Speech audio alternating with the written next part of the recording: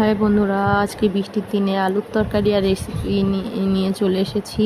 দেখো, আলুটাকে ছাড়িয়ে ডুমো ডুমো করে কেটে নিচ্ছি ভালো করে।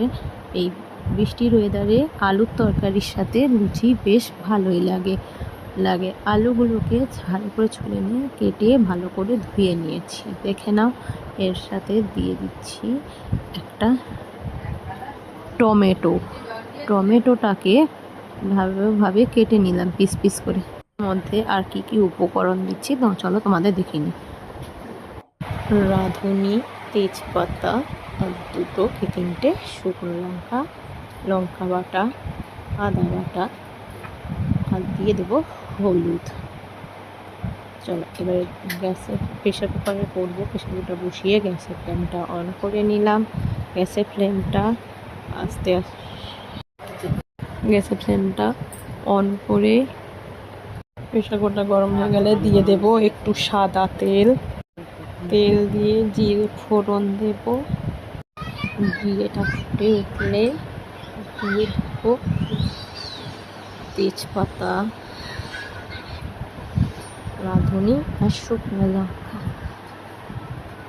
ভেজে নিয়ে আগে থেকে কেটে রাখা এই মশলাগুলো ভেজে আসলে দিয়ে দেব একটু আদা বাটা,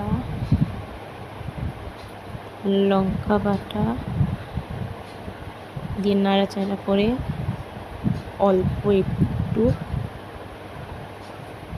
আলু দিয়ে ঢাকনাটা লাগিয়ে দেব, কারণ গন্ধটা যাতে বেরিয়ে না যায়।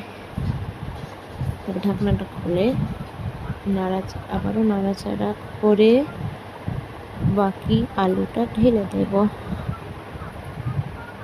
তারপরে দিয়ে দিলাম একটু নুন, তারপরে দেব একটু হলুদ,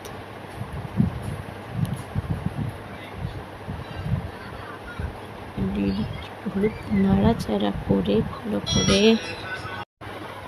করে নাড়াচাড়া করে নিচ্ছি যাতে মশলাটা মেখে যায় ভালো করে। একটু ঢাকা দিয়ে দেব, ঢাকা দিয়ে জল ঢেলে দিয়ে ভালো করে নাড়াচাড়া করে আবারও ঢাকা লাগিয়ে দেবো। সিটি পড়ার অপেক্ষায় থাকবো। দেখো